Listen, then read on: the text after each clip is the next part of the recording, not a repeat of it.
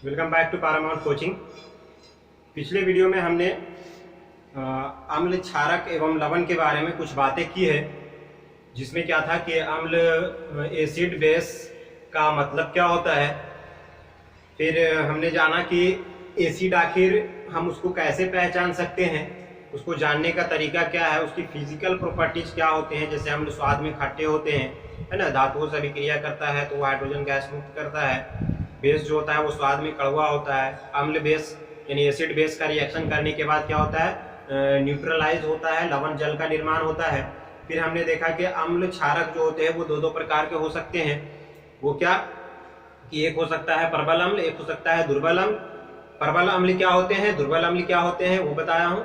जिसमें 100% अणु क्या हो जाते हैं, आयनीकृत हो जाते हैं, वो प्रबल अम्ल कहलाते हैं, प्रबल क्षारक कहलाते हैं। जिसमें 100% आयनीकृत हो जाते हैं। और दुर्बल वो होते हैं जिसमें आंशिक रूप से आयनीकृत होते हैं, है ना। और उसका मैंने कुछ एग्जाम्पल भी दिया था। तो इतनी सारी चीजें मैं पिछले वीडियो में बता चुका हूं। अगर आप वो वीडियो नहीं देखे हैं तो पहले आप वो वीडियो को देखिए, उसके बाद आप इसको देखेंगे तो आपको बहुत क्लियर समझ में आएगा। ठीक है, तो आगे चलते हैं कि हम प्रकृति में कुछ ऐसे पदार्थ देखते हैं जिसमें एसिड पाए जाते हैं, और कुछ पदार्थ है जिसमें एसिड पाए जाते हैं। वो कौन से एसिड होते हैं हम उसके बारे में जान रहे हैं। कुछ प्राकृतिक पदार्थ यहाँ पे लिखे हुए हैं, देखिए। संतरा एवं नींबू का रस, सेब, इमली, सिरका, दही, टमाटर, अम्ल, पित्त, चाय, विटामिन सी और चींटी, ये सभी प्राकृतिक चीजें हैं। इसमें कौन सा अम्ल पाया जाता है आप इसको याद कर लेना है। तो मैं यहाँ पे लिखता हूँ वो चीजें और आप इसको क्या करेंगे, याद कर जाएंगे। देखिए, संतरा और नींबू, इसमें पाया जाता है सिट्रिक अम्ल, सिट्रिक एसिड, सिट्रिक अम्ल। सेब में पाया जाता है मैलिक एसिड यानी मैलिक अम्ल, मैलिक अम्ल। इमली में पाया जाता है टार्टरिक अम्ल, टार्टरिक अम्ल। सिरका में पाया जाता है एसिटिक अम्ल,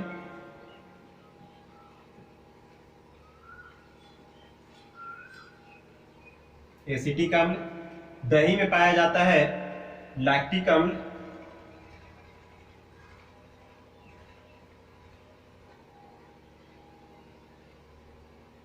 लैक्टिक अम्ल। टमाटर में ऑक्जेलिक अम्ल,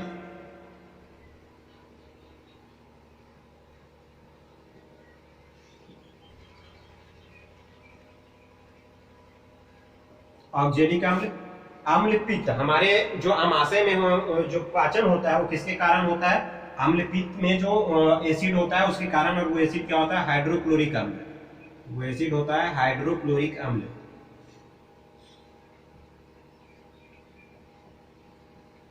हाइड्रोक्लोरिक अम्ल। उसके बाद है चाय, चाय में भी एसिड पाया जाता है और वो क्या होता है, टैनिक अम्ल, टैनिक अम्ल।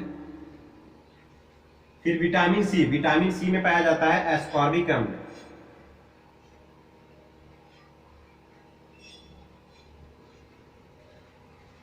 एस्कॉर्बिक अम्ल।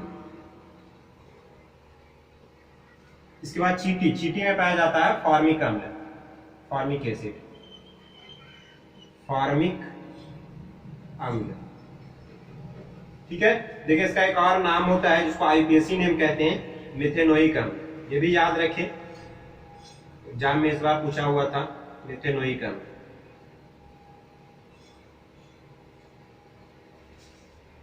ठीक है, मधुमक्खी का डंक हो, चींटी का डंक हो, क्या पाया जाता है उसमें, फॉर्मिक अम्ल। और इसी का नाम क्या है, मिथेनोइक अम्ल। ठीक है, ओके, क्लियर है। तो आप इसको याद कर जाएंगे बहुत अच्छी तरीके से। चलिए नोट करिए, स्क्रीनशॉट लीजिए, उसके बाद आगे चलते हैं। ठीक है, मिटाते हैं इसको। देखिए आगे चलते हैं इसका।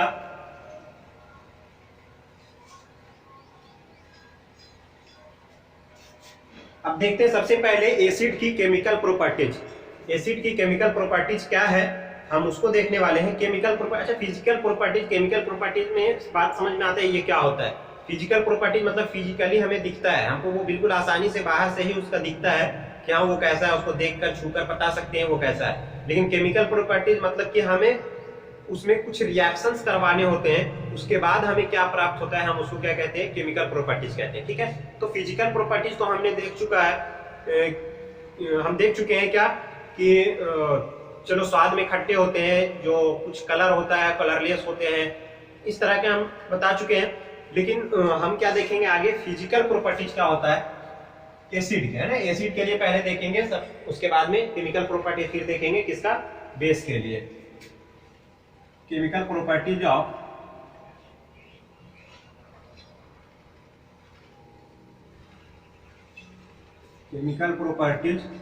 ऑफ एसिड, यानी अम्ल के रासायनिक गुण, अम्ल के रासायनिक गुण। देखिए इसमें एक एक करके देखेंगे, इसमें रिएक्शन ही देखना होता है। पहला है अम्ल की धातुओं से अभिक्रिया,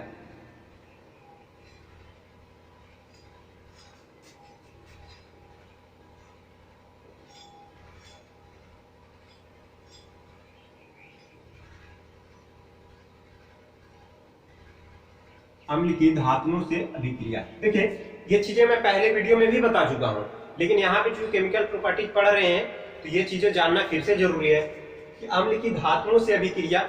जब कोई भी एसिड को हम किसी मेटल से रिएक्शन करवाते हैं, कोई धातु से अगर हम इसकी अभिक्रिया कराते हैं तो हमें क्या प्राप्त होता है, तो हमें जो प्राप्त होता है वो हाइड्रोजन गैस प्राप्त होता है। क्या प्राप्त होता है, हाइड्रोजन गैस मुक्त होता है। देखिए कैसे कि कोई भी हम मानते हैं, कोई भी एसिड ले लेते हैं, मानता हूं मैं ले लिया क्या, HCl, हाइड्रोक्लोरिक अम्ल, और इसमें कोई भी धातु से हम क्या कर रहे हैं, धातुओं से इसकी रिएक्शन करवा रहे हैं। मान लेते हैं जिंक ले लेते हैं, जिंक Zn, जिंक एक धातु है, इसका रिएक्शन जब मैं HCl से करवाऊंगा तो होगा क्या, देखिए यहां से Zn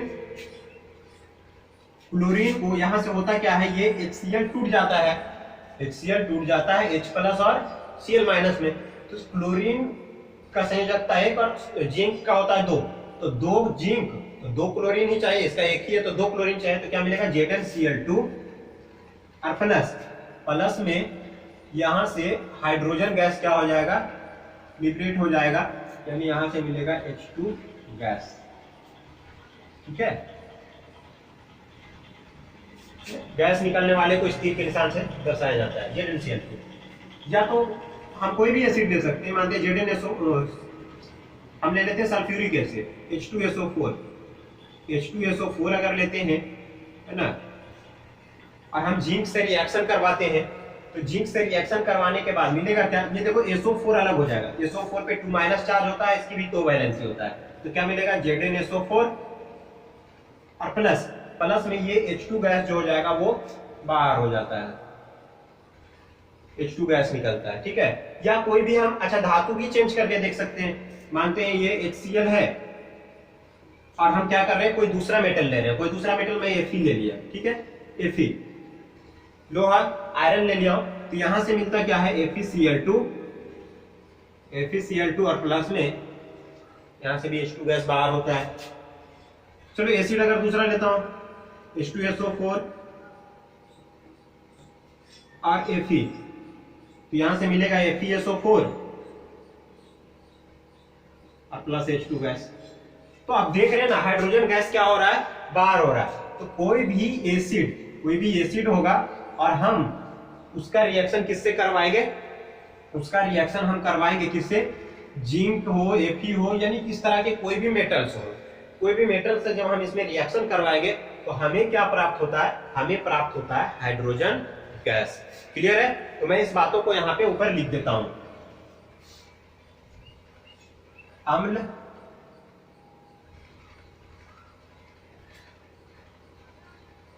धातुओं से अभिक्रिया कर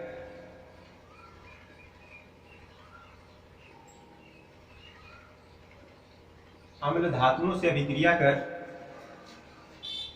हाइड्रोजन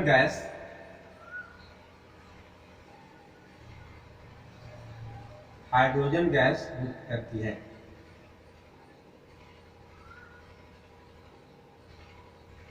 ठीक है, और एग्जाम्पल क्या हो जाएगा आपका, ये मैं 4 एग्जाम्पल यहाँ पे लिखा हूँ। अच्छा चलिए, हाइड्रोजन गैस है, हाइड्रोजन गैस हमें ऐसे दिखाई नहीं देगा, ठीक है, कि हाँ हाइड्रोजन गैस निकल रहा है। फिर हम उसके लिए एक क्रियाकलाप करते हैं, एक ऐसा कुछ प्रैक्टिकली हम आपको बताएं ताकि आपको ये पता चल सके कि हाइड्रोजन गैस वाकई में बाहर हो रहा है, ठीक है। तो देखिए उसके लिए करेंगे क्या, मान लीजिए एक बीकर ले लें, ठीक है, ये एक बीकर है,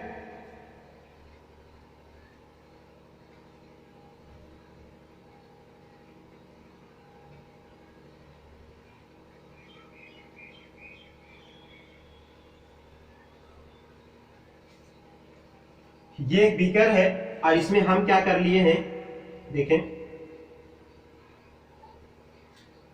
इसमें मैं कोई भी एसिड ले लिया हूं HCl, ठीक है, यहां इसमें मैं ले लिया हूं HCl और इसके अंदर छोटे छोटे जस्ता के चूर्ण डाल दिया। ये क्या है, जिंक जस्ता का चूर्ण है, जिंक Zn चूर्ण, Zn पाउडर। और इसमें मैं क्या कर रहा हूं, एसिड डाल दे रहा हूं। अगर इसमें मैं क्या किया हूं, एसिड डाल दिया हूं HCl, तनु HCl। अच्छा ये बात बता दूं आपको, तनु HCl और सांद्र HCl, मतलब सांद्र अम्ल, कोई भी अम्ल होगा, एक सांद्र होता है और एक क्या होता है, तनु होता है। तो सांद्र अम्ल और तनु अम्ल ये दोनों क्या चीजें हैं, मैं आपको बताना भूल गया, मैं बता देता हूं, ऐसे ही ओरली लिखने की जरूरत नहीं है। ये जैसे कोई एसिड है जिसमें अगर जल की मात्रा बहुत ज्यादा है और जो मेन एसिड है उसकी मात्रा कम है, प्रतिशत मात्रा कम है, और जल की मात्रा ज्यादा है, तो उसको हम तनु कहते हैं, ठीक है। और अगर एसिड ज्यादा है और जल की मात्रा उसकी अपेक्षा बहुत काफी कम है उसमें मिला हुआ, तो हम उसको क्या कहते हैं, सांद्र अम्ल कहते हैं, ठीक है। सांद्र का मतलब होता है ना, कहते हैं अपने भाषाओं में गाढ़ा, है ना, और तनु मतलब कि पतला। जैसे कोई एसिड है इस बर्तन में, मान ले इस बर्तन में एसिड इतना सारा है और पानी बहुत सारा इसमें मिला है, इसको हम क्या कहेंगे, तनु कहेंगे। और किसी में ऐसा है, एक बर्तन है जिसमें पानी बहुत थोड़ी मात्रा में है और जो अम्ल है वो एसिड बहुत ज्यादा है, तो उसको हम क्या कहेंगे, सांद्र कहेंगे, ठीक है। कंसंट्रेटेड और डाइल्यूट, सांद्र और तनु। तो ये तनु HCl है।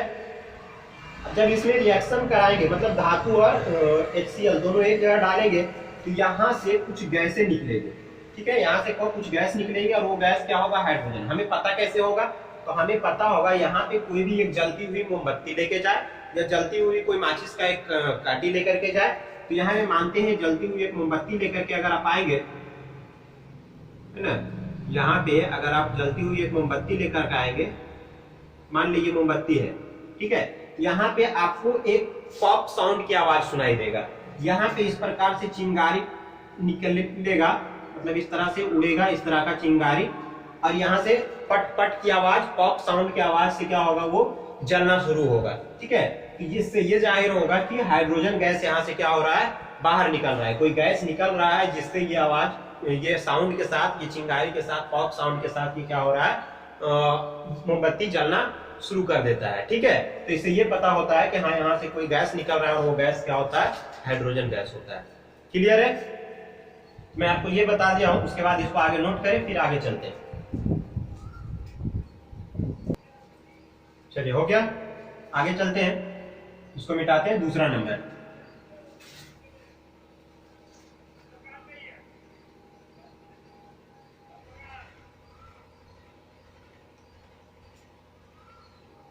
नंबर,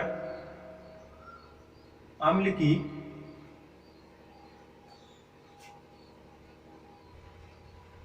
धातु के कार्बोनेट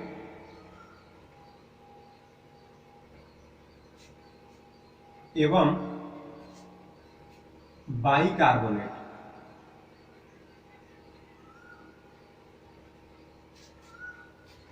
से अभिक्रिया।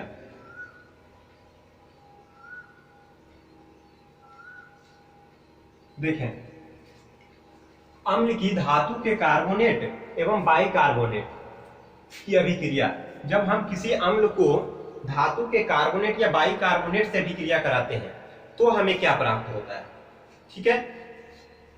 सबसे पहले तो यह समझ लें कि कार्बोनेट और बाइकार्बोनेट किसको कहते हैं। देखिए, कार्बोनेट होता है जिसमें धातु का कार्बोनेट, तो धातु तो कोई होगा ही, सोडियम हो, आयरन हो या पोटेशियम कोई भी धातु हो और उसके साथ में क्या होगा, कार्बोनेट का मतलब कि उसके साथ CO3 होगा, ठीक है, इसको कार्बोनेट कहते हैं। और बाइकार्बोनेट का मतलब कि HCO3 होगा। क्या होगा लगा हुआ, HCO3 होगा। अब जैसे यहाँ पे हम लिखते हैं COCO3, ये धातु है और ये क्या बन जाएगा, कैल्शियम कार्बोनेट। यहाँ पे लिख दे Na, सोडियम, NaHCO3, ये क्या बन जाएगा, सोडियम बाइकार्बोनेट। तो HCO3 जिसमें होगा बाइकार्बोनेट होगा, CO3 का मतलब कार्बोनेट आ जाता है, ठीक है। तो हम आगे देखते हैं कि अम्ल का धातु के कार्बोनेट एवं बाइकार्बोनेट से अभिक्रिया कराते हैं तो हमें क्या मिलता है। तो देखिए इसका मैं कुछ एग्जांपल लिखता हूं, यानी अम्ल की धातु के कार्बोनेट एवं बाइकार्बोनेट के अभिक्रिया से होता क्या है, मैं क्या बता चुका हूं आपको। जब भी याद रखें, जब भी अम्ल की धातु के कार्बोनेट एवं बाइकार्बोनेट से अभिक्रिया करेगा तो जल और कार्बन डाइऑक्साइड का निर्माण होगा। ये बातें आप जरूर याद रखें। जैसे देखिए एग्जांपल लिख रहा हूं, HCl ये क्या है, अम्ल है और ये HCl एक्वस होगा, ठीक है। HCl और प्लस में कोई भी कार्बोनेट ले लेता हूं, चलो मैं कैल्शियम कार्बोनेट ले लेता हूं, CaCO3, ठीक है, कैल्शियम कार्बोनेट। तो हमें क्या पता है, लवण जल तथा कार्बन डाइऑक्साइड का निर्माण होता है। तो देखिए यहां से जो बनेगा वो ये एक्वस सॉल्यूशन है, ये H+ बाहर हो जाएगा और यहां से Cl- बाहर होगा, Cl- Ca के साथ चला जाएगा। Ca और कैल्शियम की संयोजकता कितना होता है, 2 होता है, तो अपने साथ 2 क्लोरीन लेगा, CaCl2 और प्लस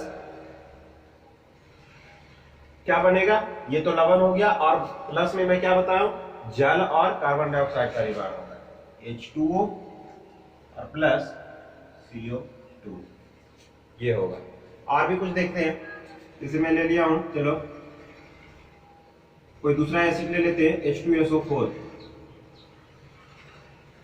सल्फ्यूरिक एसिड लिया हूं और कैल्शियम कार्बोनेट के साथ मैं इसका रिएक्शन करवाता हूं, तो यहां से बनेगा क्या, वही एक लवण का निर्माण होगा। देखें बनेगा CaSO4, SO4 पे 2- चार्ज, SO4 सल्फेट आयन का क्या होता है, SO4 2- और कैल्शियम पे 2+। तो आपको पता है ना कंपाउंड कैसे बनता है, इसके पास भी 2, इसके पास भी 2, क्रिस क्रॉस मेथड क्लास 9 में पढ़ाया हूं। तो क्या बन जाएगा, CaSO4, ये दोनों तो कैंसिल हो जाएगा ना, तो 1 हो जाएगा, तो क्या हो जाएगा, Ca भी 1 और SO4 भी 1। तो ऐसे करके फॉर्मूला बनाने का तरीका भी मैं क्लास 9 में बताया हूं, ठीक है। तो CaSO4 बन गया और प्लस में क्या बनेगा, प्लस में बनेगा H2O और प्लस CO2, ठीक है। ये तो हो गया धातु के कार्बोनेट। चलो मैं कुछ बाइकार्बोनेट ले लेता हूं, HCl प्लस एक बाइकार्बोनेट ले लेते हैं, NaHCO3। ये क्या है, HCO3 क्या होता है, बाइकार्बोनेट, सोडियम बाइकार्बोनेट, या इसी को हम हाइड्रोजन कार्बोनेट भी कहते हैं, sodium hydrogen carbonate, sodium bicarbonate. और ये HCl का रिएक्शन में करवाता हूं, तो यहां से होगा क्या, सॉल्ट का निर्माण होगा, लवण NaCl, Na यहां से Na और ये Cl, NaCl का निर्माण होता है। उसके बाद में क्या बचा है, जल और कार्बन डाइऑक्साइड बनेगा, H2O और प्लस CO2। हो सकता है इक्वेशन कहीं पे बैलेंस ना हो तो आप बैलेंस कीजिए, बैलेंस करना मैं आपको सिखा चुका हूं पिछले चैप्टर के अंदर, ठीक है। तो मैं यहाँ पे बैलेंस नहीं कर रहा हूं, मैं सिर्फ बता दे रहा हूं कि हर रिएक्शन के बाद होने वाला क्या है। चलिए और भी एग्जांपल ले लेते हैं, लिखता हूं H2SO4 plus NaHCO3, sulphuric acid लिया हो, सोडियम बाइकार्बोनेट से रिएक्शन करवा रहा हूं, बाइकार्बोनेट है, तो यहां से देखो होगा क्या, सोडियम की संयोजकता 1 ही होता है, सल्फेट आयन पे 2- चार्ज होता है, तो कितना सोडियम आ जाएगा, 2 सोडियम, है ना। चलो ये बातें अगर क्लियर नहीं हो रहा है तो मैं आपको थोड़ा सा बताता हूँ। Na पे कितना होता है, 1+ और सल्फेट आयन 2- चार्ज होता है ना। तो देखिए यहाँ पे 1 और इधर कितना 2, यहाँ कुछ कैंसिल तो नहीं हो रहा है, तो हम क्या करते हैं, क्रिस क्रॉस मेथड, ऐसे क्या करते हैं, मल्टीप्लाई करते हैं, तो Na पे कितना आ जाएगा, Na2 हो जाएगा ना, ये 2 इधर मल्टीप्लाई हो गया और SO4 पे तो 1 ही है, ये क्या हो जाएगा SO4। ऐसे करके बनाते हैं, ठीक है। तो ये चीजें आपको याद होना चाहिए। इसको क्या कहते हैं, रेडिकल, ये एसिड रेडिकल और बेसिक रेडिकल, ठीक है, मूलक जिसको कहते हैं हिंदी में। तो यहां से बन रहा है Na2SO4,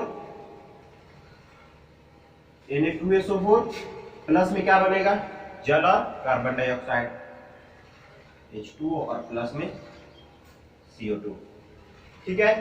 क्लियर है यहां तक? और भी एग्जाम्पल लिखना चाहे तो और भी लिख सकते हैं, बट इतना काफी है। आप इसको नोट करें, उसके बाद आगे चलते हैं। चलिए, हो गया। अब देखिए, एक हम प्रयोग करते हैं, एक प्रैक्टिकली ऐसा देखा गया है कि ये रिएक्शन जो मैं यहाँ पे लिखा हूं HCl CaCO3, ये क्या है, चूना पत्थर जिसको कहते हैं। एक परागनली लेते हैं, कोई भी मतलब एक परागनली लिए, ऐसे माने एक परागनली लिया और इसमें क्या किए, CaCO3 यानी चूना पत्थर का कुछ मैंने क्या किया, टुकड़ा डाल दिया इसके अंदर कुछ टुकड़े डाले। इसके बाद HCl इसमें डाला। इसके बाद में क्या, एसिड HCl इसके अंदर डालते हैं, कोई भी एसिड डाल सकते हैं आप। मैं HCl डाल रहा हूँ। HCl इसके अंदर डालने के बाद ये फदफदाहट के साथ रिएक्शन करता है, मतलब इसमें फदफदाहट उत्पन्न होता है और एक गैस यहाँ से निकलता है, और जब इसको गैस निकलने के बाद इसको चूने जल में प्रवाहित किया जाता है। इस गैस को जब चूना जल के अंदर प्रवाहित किया जाता है, इसके अंदर जब प्रवाहित करते हैं तो ये चूना जल जो होता है, ये क्या होता है, सफेद कलर का PPT प्राप्त होता है, यहाँ से अवक्षेप प्राप्त होता है सफेद कलर का, ठीक है। यानी इस चूने जल को क्या कर देता है, दूधिया बना देता है, सफेद बना देता है, ठीक है। ये तो वो गैस होता कौन है, वो गैस होता है कार्बन डाइऑक्साइड, ठीक है। तो देखिए, अच्छा इससे पहले मैं यहाँ पे इसका लैंग्वेज लिख देता हूं। अम्ल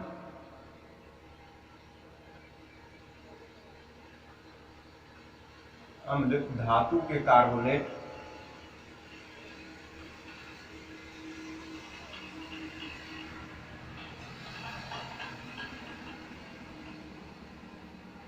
एवं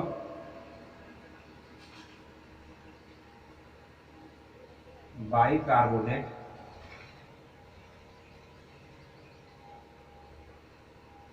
से अभिक्रिया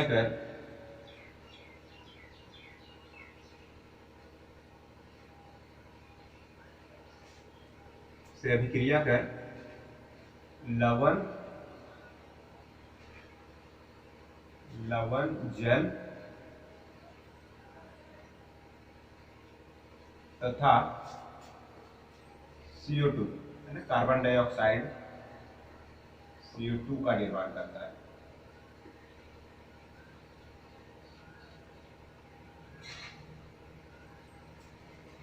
ठीक है।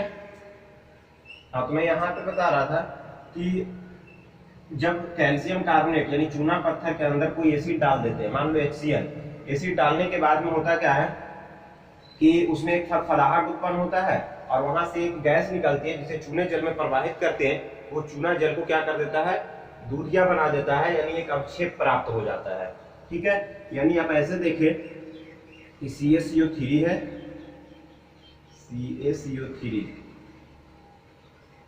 CaCO3 प्लस मैं इसमें क्या कर रहा हूं, HCl डाल रहा हूं, ठीक है।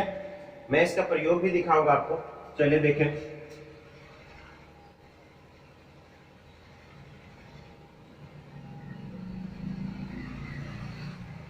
देखिए, मैं इसका प्रयोग भी आपको दिखा रहा हूं, तब करना कैसे है।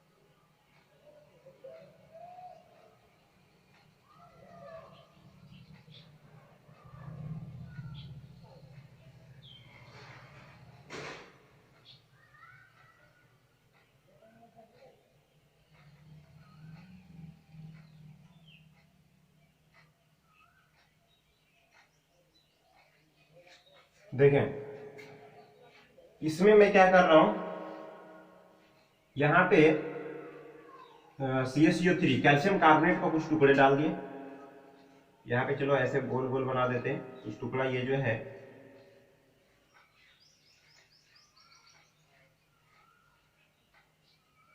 ये टुकड़ा क्या है, CaCO3 है,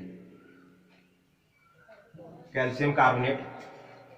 अब इसमें मैं HCl गैस, HCl एक्वस के रूप में, ये क्या हाइड्रोक्लोरिक एसिड मैं इसमें प्रवाहित कर रहा हूं, हाइड्रोक्लोरिक एसिड। इसमें क्या किया हूं, हाइड्रोक्लोरिक एसिड। आप समझे ये छोटा वाला जो है वो क्या है, हाइड्रोक्लोरिक एसिड है।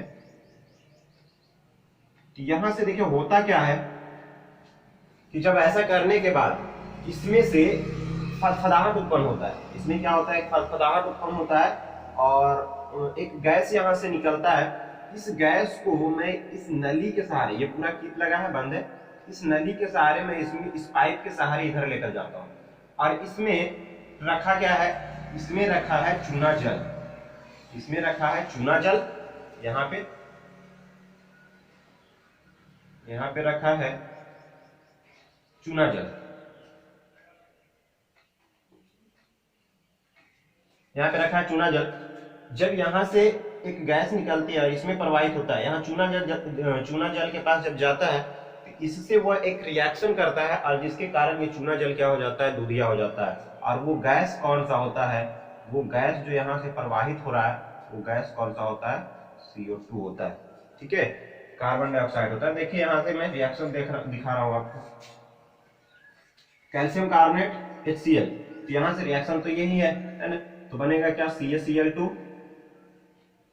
प्लस H2O और प्लस में CO2, ये बनेगा। तो गैस निकल रहा है, ये गैस यहां से आगे चला, ये गैस आगे चला तो होगा क्या, यहां पे क्या रखा है, चूना जल। चूना जल यानी कि CaOH, कैल्शियम हाइड्रोक्साइड, CaOH और प्लस में कौन सा, ये गैस। यहाँ पे चूना जल कहने का मतलब कि, कहने का अर्थ ये है, इसको हम क्या लिख सकते हैं, चूना जल को ही हम क्या लिख सकते हैं, CaOH का ये। तो उसमें जब रिएक्शन करेगा किससे, कार्बन डाइऑक्साइड से, तो यहां से देखो होता क्या है, ये बनेगा CaCO3, CaOH का ट्वाइस, कार्बन डाइऑक्साइड से रिएक्शन करेगा तो बन जाता है CaCO3 प्लस में H2O जल। ये CaCO3 जो होता है ना, ये क्या होता है, यही व्हाइट कलर का अवक्षेप रूप में प्राप्त होता है ना। ये क्या होता है, अवक्षेप के रूप में, सफेद अवक्षेप लिख देते हैं, सफेद अवक्षेप के रूप में ये प्राप्त होता है। लेकिन जब ये कार्बन डाइऑक्साइड बहुत अधिक देर तक, ये कार्बन डाइऑक्साइड बहुत अधिक देर तक प्रवाहित करते रहते हैं तो होता क्या है कि जब अधिक देर तक प्रवाहित करते हैं तो ये ठोस के रूप में प्राप्त होता है। जब कार्बन डाइऑक्साइड को बहुत अधिक देर तक प्रवाहित किया जाता है तो ये, जब कार्बन डाइऑक्साइड को बहुत देर तक प्रवाहित किया जाता है तो होता क्या है कि ये कैल्शियम कार्बोनेट जो है वो कैल्शियम बाइकार्बोनेट में चेंज होता है। देखें इसको बहुत अधिक देर तक मतलब प्रवाहित करें ना, CaCO3। अब तो इससे ये निर्माण हो गया, थोड़ा सा प्रवाहित किए तो ये निर्माण हो गया। अब और हम इसमें प्रवाहित किए जा रहे हैं तो यहाँ से CaCO3 प्लस H2O तो है ही, और हम क्या कर रहे हैं, इसमें कार्बन डाइऑक्साइड प्रवाहित कर रहे हैं। ठीक है, तो जब कार्बन डाइऑक्साइड प्रवाहित करेंगे तो यहां से क्या हो जाता है,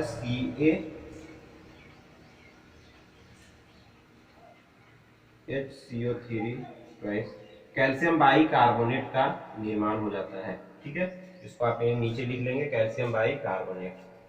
ठीक है, तो मैं इसको लिखवा देता हूं, आप इसको नोट कर ले, मैं बोल देता हूं बोर्ड पे, यहाँ पे इस पॉइंट में आप लिख लेंगे जो मैं आपको बता रहा हूं। ठीक है, चलिए लिखेगा अम्ल, यहाँ इस पॉइंट में लिखे, अम्ल धातु के कार्बोनेट एवं बाइकार्बोनेट से अभिक्रिया कर, अम्ल धातु के कार्बोनेट एवं बाइकार्बोनेट से अभिक्रिया कर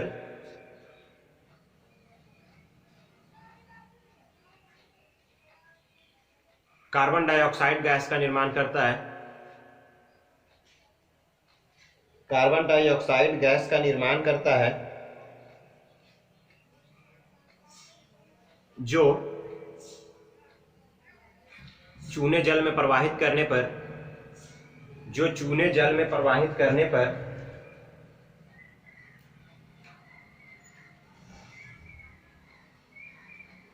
यह गैस चूने जल को दूधिया कर देता है, यह गैस चूने जल को दूधिया कर देता है।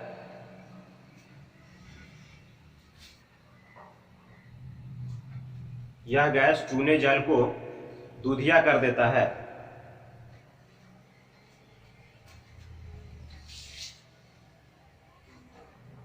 यह अभिक्रिया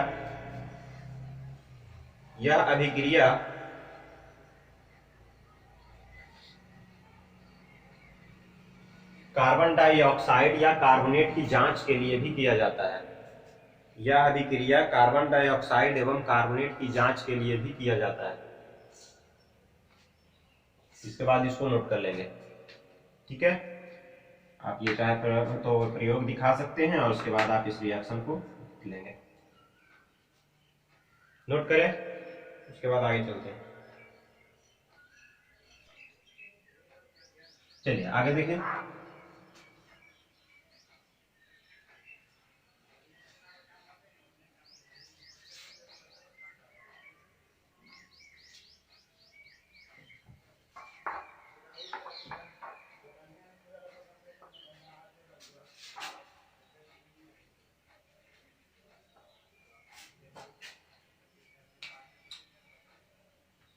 अगला जो पॉइंट होगा, कितना, 3 नंबर ना,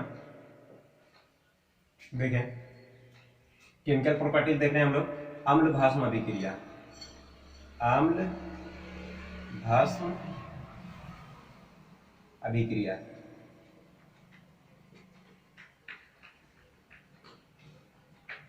acid base reaction, acid base reaction. देखिए एसिड बेस रिएक्शन में होता क्या है, ये रिएक्शन पहले भी आ चुका है और बहुत इंपॉर्टेंट है। इसी को क्या कहते हैं, न्यूट्रलाइजेशन रिएक्शन, उदासीनीकरण अभिक्रिया। जब कोई भी अम्ल भस्म से अभिक्रिया करता है, एसिड बेस रिएक्शन में हमेशा लवण का निर्माण होगा और जल का निर्माण होगा, ठीक है। देखें मैं यहाँ पे कोई भी एसिड ले लेता हूं, चलो HCl ले लिया, HCl और कोई भस्म ले लेता हूं NaOH, ठीक है। HCl और NaOH ये ले लिया हूं, तो देखो होगा क्या, यहां से लवण का निर्माण होगा NaCl, ये बीच में H+ टूट जाता है, यहां से ये टूट जाएगा क्योंकि सोडियम हाइड्रोक्साइड। देखो इसका नेचर क्या होता है, OH- दान करने का, और इसका नेचर क्या होता है, H+ दान करने का। तो OH और H ये मिला के H2O बना लेता है और बाकी ये क्या होता है, जुड़ जाता है। तो यहां से NaCl जुड़ गया और OH और H यानी कि H2O हो गया। तो ये तरीका होता है आप एसिड बेस रिएक्शन का, ठीक है। और इसी को हम क्या कहते हैं, न्यूट्रलाइजेशन रिएक्शन कहते हैं, ठीक है। कोई एसिड और दूसरा ले लेता हूं, चलो H2SO4 प्लस KOH, चलो ये भी क्या है, बेस है, ठीक है। KOH भी बेस है। देखो यहां से मिलेगा क्या, K2SO4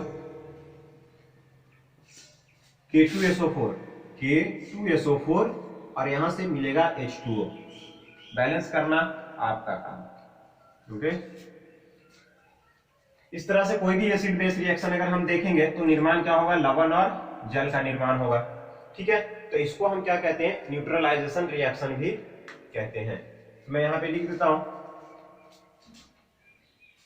अम्ल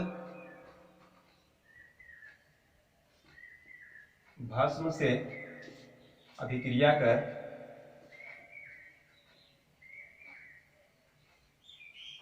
अम्ल भस्म से अभिक्रिया कर लवण तथा जल का निर्माण करता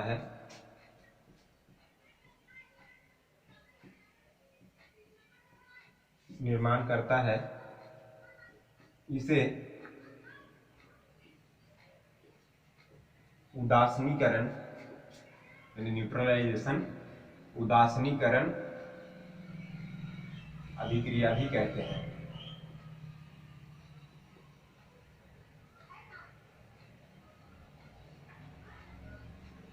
ठीक है, नोट करें।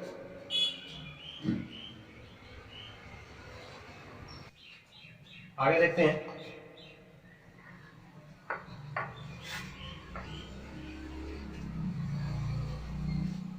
तीन हो गया। चौथा नंबर, चौथा प्रॉपर्टी इसका कि अगर धातु के ऑक्साइड से रिएक्शन करता है तो क्या होता है।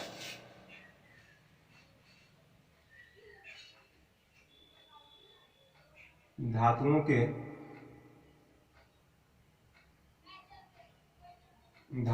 के ऑक्साइड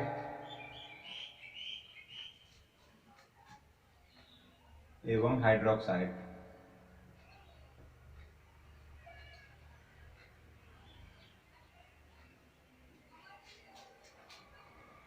से अभिक्रिया।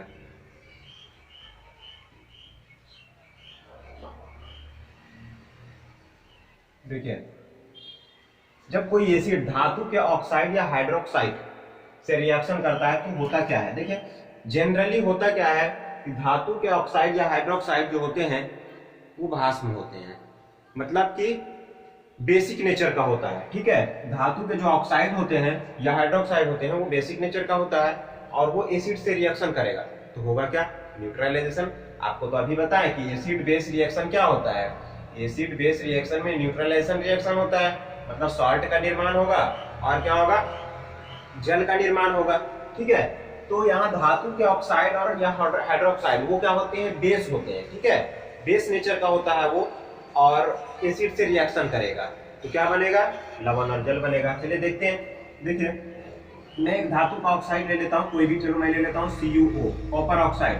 ये धातु का ऑक्साइड है। ऑक्साइड मतलब कि ऑक्सीजन उसके साथ जुड़ा होगा, मेटल है, ये धातु है, धातु के साथ ऑक्सीजन जुड़ा है, ये धातु के ऑक्साइड है, कॉपर का ऑक्साइड है ना, CuO। और इसके साथ में मैं कोई भी क्या ले लेता हूँ, एसिड ले लेता हूँ। चलो मैं ले लेता हूँ H2SO4। ठीक है, धातु के ऑक्साइड है और एसिड से रिएक्शन कर रहे हैं। देखो, ये धातु के ऑक्साइड क्या होते हैं, धातु के ऑक्साइड या हाइड्रोक्साइड मूलतः क्या होते हैं, भस्म होते हैं। ये भस्म है और ये क्या है, अम्ल है। और अम्ल भस्म की अभिक्रिया के फलस्वरूप क्या बनता है, लवण और जल का निर्माण होता है। तो यहां से होगा क्या, CuSO4 और प्लस में क्या बन जाएगा, H2O। ये एक लवण और ये एक जल का निर्माण हो गया। तो कोई भी धातु के ऑक्साइड या हाइड्रोक्साइड भस्म होते हैं और अम्ल से अभिक्रिया करेगा, होगा क्या, न्यूट्रलाइजेशन रिएक्शन। ठीक है, चलो और भी मैं ले लेता हूं ZnO, जिंक ऑक्साइड। यदि एक धातु का ऑक्साइड है, जिंक का ऑक्साइड है, HCl से मैं रिएक्शन करवाता हूं इसका, तो देखो होगा क्या, धातु के ऑक्साइड है, बेस है, ये क्या है, अम्ल है, acid base reaction, neutralisation reaction. तो यहां से होगा क्या, ZnCl2 और प्लस में क्या मिल जाएगा, H2O। ठीक है, देखो इक्वेशन अभी आपको दिख रहा होगा, बैलेंस नहीं है, बैलेंस आपका करना काम है। ठीक है, आप बैलेंस जरूर कीजिए इसको।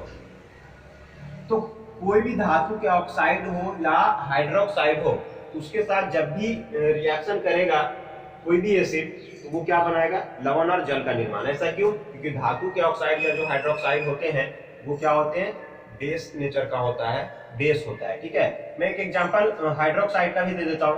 चलो मैं लिख देता हूं हाइड्रोक्साइड का एग्जांपल, CaOH।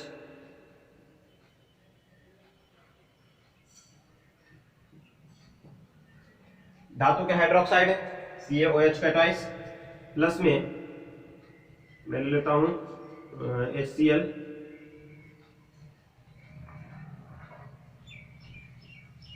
देखो यहां से मिलेगा क्या, CaCl2। ठीक है, CaCl2 और प्लस में क्या मिल जाएगा, H2O। तो कोई भी धातु के ऑक्साइड या हाइड्रोक्साइड से रिएक्शन करेगा तो क्या बनाएगा, लवण और जल का निर्माण करेगा। ऐसा क्यों होता है, क्योंकि ये जो होते हैं वो बेस नेचर का होता है। ठीक है, भस्म होते हैं, धातु के ऑक्साइड या हाइड्रोक्साइड भस्म होते हैं। क्लियर है, तो मैं यहाँ पे ये बातें लिख देता हूं। धातुओं के ऑक्साइड और हाइड्रोक्साइड सभी क्रिया, धातुओं के ऑक्साइड, धातुओं के ऑक्साइड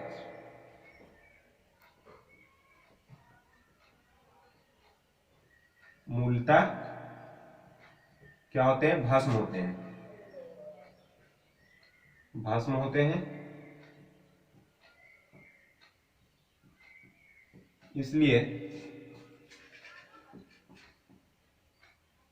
इसलिए अम्ल से अभिक्रिया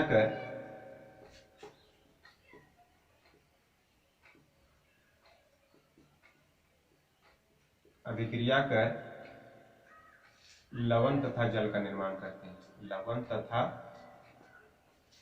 जल का निर्माण करते हैं।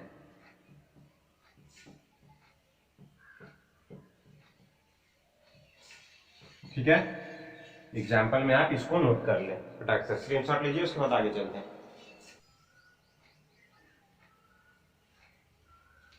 चलिए आगे देखते हैं।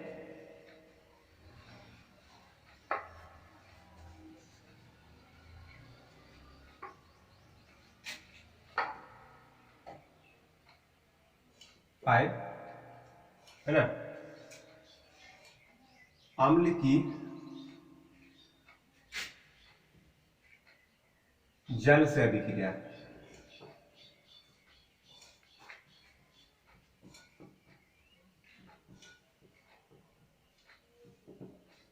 अम्ल की जल से अभिक्रिया।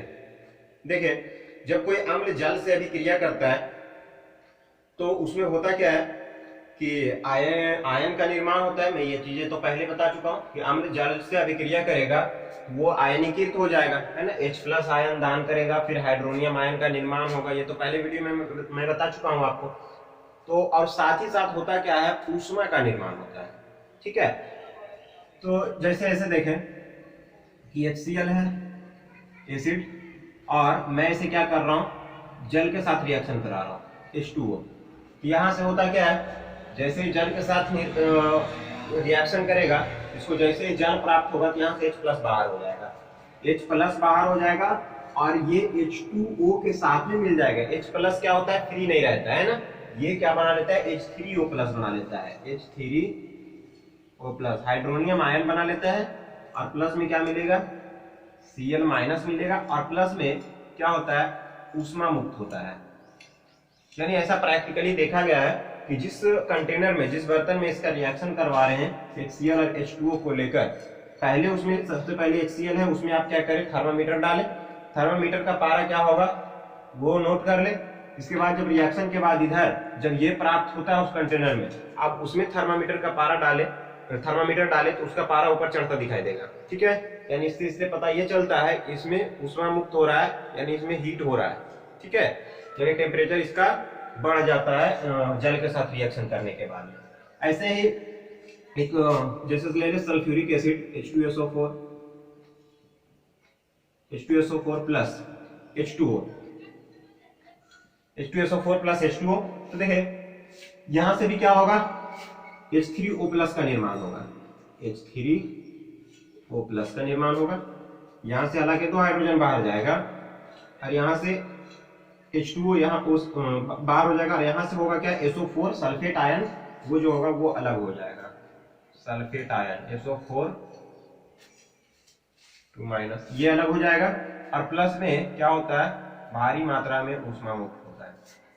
इसमें H2SO4 में काफी ज्यादा ऊष्मा मुक्त होता है। एक बात मैं बहुत ही इंटरेस्टिंग यहाँ पे बताने वाला हूँ आपको कि अगर आप इसका रिएक्शन करवा रहे हैं तो रिएक्शन मतलब कैसे कि एक बर्तन में HCl लिए हुए हैं और उसमें क्या कर रहे हैं, जल की मात्रा डाल रहे हैं, या तो फिर जल लिए हुए हैं और HCl की मात्रा डाल रहे हैं। भूल से भी ऐसा ना करें। अगर आप ऐसा करेंगे तो अगर इसमें कुछ गड़बड़ करेंगे, इसका एक रूल है, जब भी जल के साथ रिएक्शन करवाएंगे तो कैसे करवाएंगे। ठीक है, क्या एसिड को जल में डाला जाए या तो फिर जल को एसिड में डाला जाए। बातें नहीं समझ में आई, जैसे इसमें जल रखा है, ठीक है, इसमें क्या है, जल रखा है और इसमें एसिड रखे हैं, तो मैं क्या करूं, जल को उठाकर एसिड में डालूं या एसिड को उठाकर जल में डालो, क्या करो? तो आप कहेंगे कि सर एक ही बात है, चाहे तो इसको इसमें डाल दो या इसको इसमें डाल दो, बट ऐसा नहीं है। ऐसा करने, अगर ऐसा आप करेंगे तो आपको खतरा पहुंच सकता है, खतरनाक हो सकता है। H2SO4 एक काफी प्रबल अम्ल है।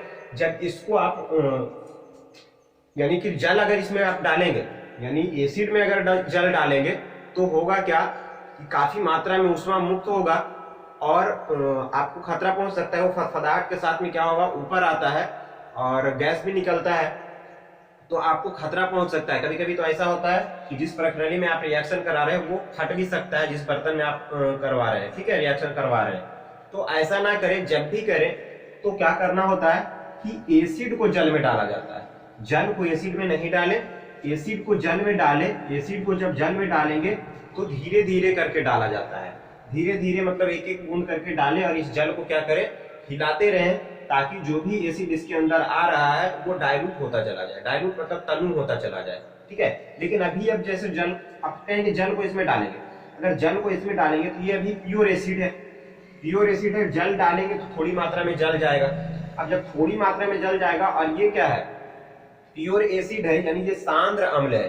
और सांद्र अम्ल में जब जल की मात्रा थोड़ी सी डालेंगे तो इसमें रिएक्शन काफी ऊष्मा के साथ होगा, यानी काफी ऊष्मा मुक्त होगा, जिसके कारण ये फट भी सकता है, ये बर्तन फट सकता है, आपको खतरा पहुंच सकता है, ठीक है। तो जब भी ये करेंगे तो इस एसिड को उठा के इसमें डालेंगे। अब जल की मात्रा इसमें ज्यादा है, एसिड इसमें डालेंगे एक बूंद, तो कुछ खास ज्यादा फर्क नहीं पड़ेगा। ऐसे एक एक बूंद ऐसे डालते जाएंगे और इसको हिलाते जाएंगे ताकि वो मिक्स होता चला जाए, और उसके बाद बाकी जब पूरा एसिड खत्म हो जाएगा तो अच्छी तरह से वो रिएक्ट हो चुका होगा, ठीक है। तो जब भी करेंगे तो एसिड को जल में डाला जाता है, जल को एसिड के अंदर नहीं डाला जाता है, ठीक है। तो जल का रिएक्शन करवाते समय ये बातें आपको ध्यान में रखना है। तो मैं यहाँ पे लिख देता हूं कि अम्ल की जल से अभिक्रिया, जब यानी अम्ल जल से अभिक्रिया कर, अम्ल जल से अभिक्रिया कर, अम्ल जल से अभिक्रिया कर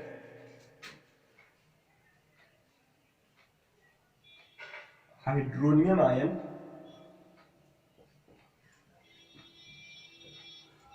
हाइड्रोनियम आयन यानी H+ आयन करता है, लेकिन वो हाइड्रोनियम आयन बना देता है, हाइड्रोनियम आयन तथा ऊष्मा मुक्त करता है।